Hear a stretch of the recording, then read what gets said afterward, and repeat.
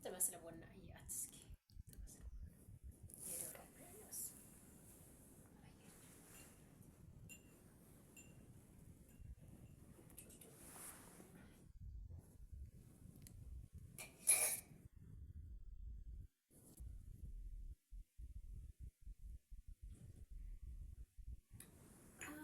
ቡና ብሎዝም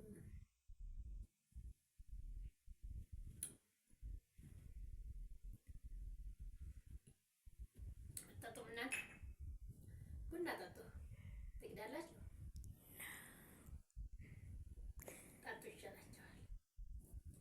በጣም ቆንጆ አንደኛ ቡና።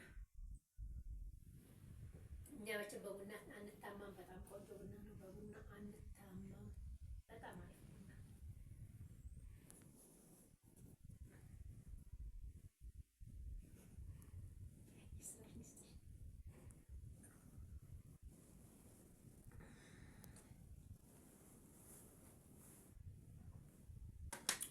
የቡናው በጣም ድገሙ ይላል።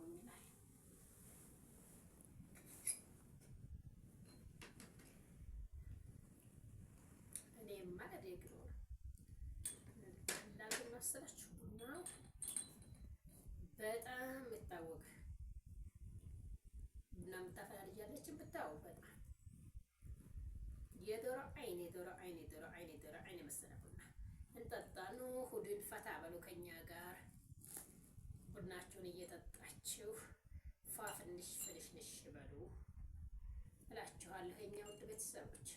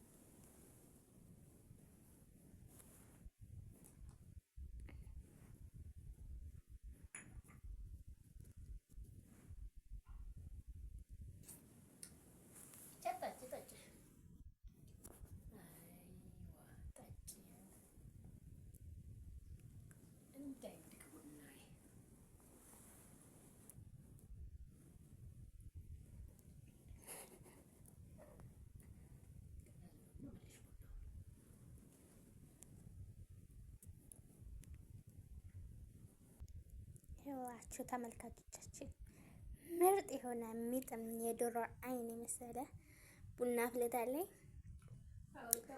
ቀመስኩላት። በጣም ይጣፍጣል። ቆንጆ ቡና ነው። በጣም አሪፍ ቡና ነው። ግማሽ ነው የጠጣሁት። እሺ ችግር የለውም። ለሱ ሁሉንም ቡና ጠጭ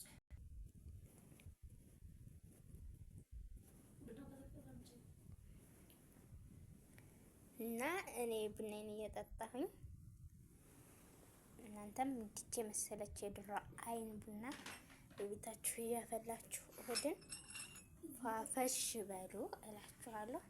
ተመልከቱልኝ ቡናዬን።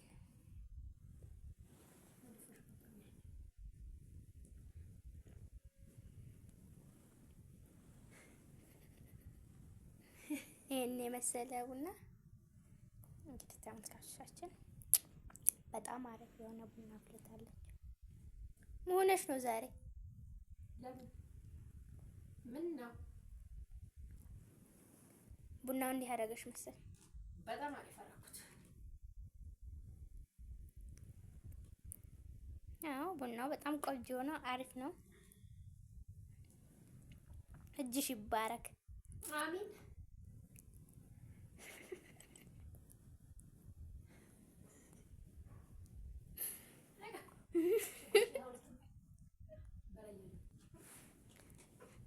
በጣም አሪፍ ቡና አድርገሽ ነው። ቆይ የእጅሽ ነው ምንድን ነው እንደዚህ ቡናው አሪፍ ያደረገው? የኔን ቡና መውሰድ ፈልግሽ ነው? ሞያዬን መጀመሪያው እሽት አድርጌ በደንብ አድርጌ በውሃ አጥበዋለሁ። እሺ። ሲቀጥል አደርገዋለሁ። አጥቤያለሁ። አድርግና በምጣድ ተብ አድርጌ ቆለዋለሁ። ኦኬ። አድርጌ ቡና ራሱ ቡና እስከሚመስል ቡኒ እስከሚሆን ድረስ ማለት ነው። ከዛ በኋላ በመፍጫ ድቅቅ አድርጌ ፈጨዋለሁ። ከዛ ቡናው እስከ 5 ሰዓት ስቶቭ ላይ መቀመጥ አለበት። አዎ እሳት ሲመታው በጣም አሪፍ ነው። ለዚህ እኮ ነው የሚጣፍጠው። ያራል እኮ ምንም አያርም እንዴ! እንትን ላይ ሆኖ እኮ ነው ጀበና ላይ አድርገሽ ኦኬ። ሰዓት የሚሆን ሲፈላ መቆየት አለበት። በጣም ያምራል። ተጠጥቶ አሁን አንዳንዶቹ በምን ተፈጨ በሚባለው አሁን በሙቀጫና ማሽን ይለያያል። የሙቀጫው አሪፍ ነው። ይጃማል እንጂ ድቅ ታረጊና ድቅቅ ታረጊያለሽ። በእጅሽ ድቅ ታረጊያለሽ። ከዛ እሱ በጣም ይጥማል። ደግሞ ከስቶቭ ላይ የክሰል በጣም ይጥማል።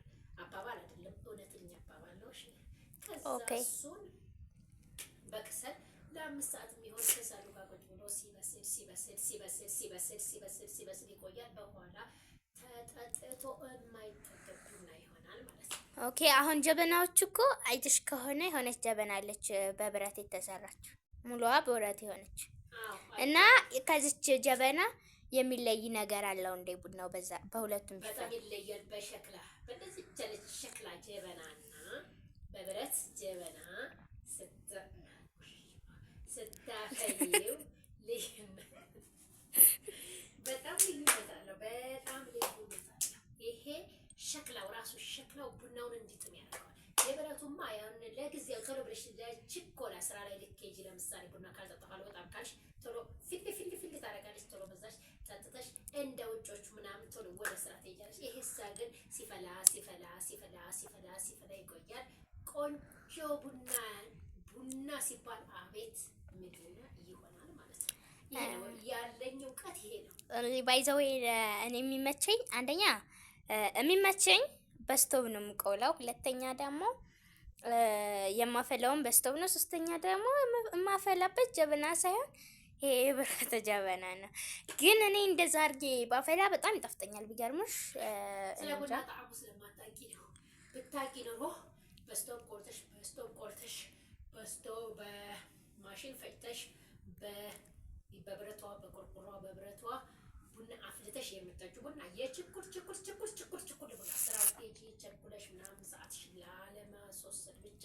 ይሄ ግን ቤት ከሆንሽ ለምሳሌ የቤት እመቤቶች ይናገሩ። የቤት እመቤቶች እንደዚህ አድርገው ቡና የሚጠጡት ስለ ቡና ጣዕሙ በደንብ ያውቃሉ። እኛ አይደለንም፣ እነሱ በደንብ ያውቃሉ። ስለዚህ እኔም አንደኛይቷ ስለሆንኩ እንደዛ ከቤት እመቤቶቹ ማለት ነው እንደ አድርጌ በደንብ አድርጌ ፋፍንሽ አድርጌ እንደዚህ አድርጌ ምናምን ቡናን ስጠጣው በቃ አንድ ስኒ ራሱ በቂ ነው። ፍልሽልሽ ምናምን ብሎ አንድ ስኒ ራሱ በቂ። ቢገርምሽ እኔ እንደዛ አፍልቼ አላውቅም። ማፈላው ቡናና ይሄ አንቺ አፍልተሽ ስጠሽ ቡና እንዴት ብሎ ይመሳሰልልኝ? ጭራሽ እኮ እንደዛ አይነት ቡና የሚጥም ቡና አፍልቼ አላውቅም። ቢገርምሽ ታወራ የታኔ ወይ ወሰጅና እንደዛ ያርሽ ቡና አፍልሽ ቡና እንደዛ ያርሽሊውና ምን አይነት ጣዕም እንዳለው ራስሽ ትነግሪኛለሽ። አስተያየት ይዘሽ ትመጫለሽ። እስኪ ለተመልካቾችም ንገሪያቸው። በጣም አሪፍ ቡና ነው። ቡና ስትቆሉ በደንብ አጥባችሁ በምጣድ ቆሉት። በምጣድ ስትቆሉት ጨረሽ እንደው ቡናው ጨረሽው። አቤት ምን ጠጥኝ ላይ ለቀ አንድ እንኳን ራሱ የተረፈ የለው። ይሄን ያክል ነው ተናግሬ ነበር እኮ እኔ እንዴት እንደሚጥም ማለት ነው። ተናግሬ ነበርና ቡናን ልነግራችሁ የፈለኩት ምንድነው፣ ቡናን ስትቆሉ በምጣድ ቆሉት። በምጣድ ቆንጆ አድርጋችሁ አድርጋችሁ ቆሉት። ከዛ ደግሞ ስትፈጩ በሙቀጫ በሚደረግ አላለ ልጅም ቆጫ በሚደረግ ቆሉ ፍጩት። ከዛ ውሃና ጀበናችሁ ላይ አድርጋችሁ ውሃችሁን አድርጋችሁ እስከሰል ላይ ስቶቭ ላይ አይደለም በከሰል ላይ ቁጭ ስታደርጉት ቀስ እያለ እየፈላ ቡና የሚሉት አቤት የሚል ቡና ትጠጣላችሁ። ይሄን ቡና ሁላችሁም እስኪ ሞክሩት፣ እንደኔ አሰራር ሞክሩትና የቡናው በቡናና በጀበና የሚሰራ በዚህ አሰራር ታሪክ የሚሰራ ቡና ሞክሩትና አስተያየቱን ትጽፉልናላችሁ። እናመሰግናለን። እንግዲህ ተመልካቾቻችንም እንግዲህ ያለችውን ሰምተናል። ልክ እንደኔ የሆናችሁ ሰዎች አላችሁ። እኔም ማፈላው የምጠጣው እና አሁን እሷ የሰጠችኝ ቡና እንደማይመሳሰል ነግሬያችኋለሁ። እናንተም ላይ መሳሰላችሁ ይችላልና እሷ እንዳለችው ከሆነ የሚጥም ይመስለኛል። እኔ በበኩሌ ለራሴ አፍልቼ አልቀመስኩትም እና ይሄ ጀበና ቡና ከዛ ደግሞ በስቶቭ የምናፈላውና በክሰል የምናፈላው አንድ አይነት አይደለም። ከዛ ደግሞ አወቃቀጡ በሙቀጫ የምንወቅጠውና በማሽን እንትን የምንለው አንድ አይሆንም እና ይሄንን ነው ዛሬ ተማርኩት። እናንተንም ላስተምራችሁ ነው ይሄን ቪዲዮ የሰራሁላችሁ። እንግዲህ አስተማሪያችን መምህራችን እዚህ ጋር አለች። አንዳንድ ምክር እንሰጣለን። ኮሜንት ላይ ጻፉላት። ምንም እንዳትጨነቁ እሺ። ዘርጋ በደንብ አበጥራ ትነግርላችኋለች። ከዛ የሷን ቡና መቅመስ የፈለጋችሁ ከች ትላላችሁ እዚህ ጋርና እንደምታዩት ቆንጆ የሆነች ቡና ጠጥቻለሁ ዛሬ። እንግዲህ አሁን ሂጄ ማፍላት አለብኝ ብዬ አስቤያለሁ። ብቻ የጀበና ቡና ከዛ ደግሞ በሙቀጫ የሚወቀጠው ከዛ በክሰል የሚፈላው ከዛ በቃ በክሰል የሚቆላው እነዚህ ሁላ በጣም አሪፍ የሆነ ቡና እንደሚሆን እርግጠኛ ሁኛለሁ ዛሬ። እንግዲህ እኔ ለራሱ ያፈላሁ ቡና ጋር ሊመሳሰል አልቻለም እና በጣም ቆንጆ የሆነ ቡና ነው። እናመሰግናለን ወይዘሪት። ኦኬ፣ ምንም አይደለም። እውቀቴን ለማካፈል ዝግጁ ነኝ። ያወቁትን ነገር ለማሳወቅ ዝግጁ ነኝ። እንዳትጨነቁ።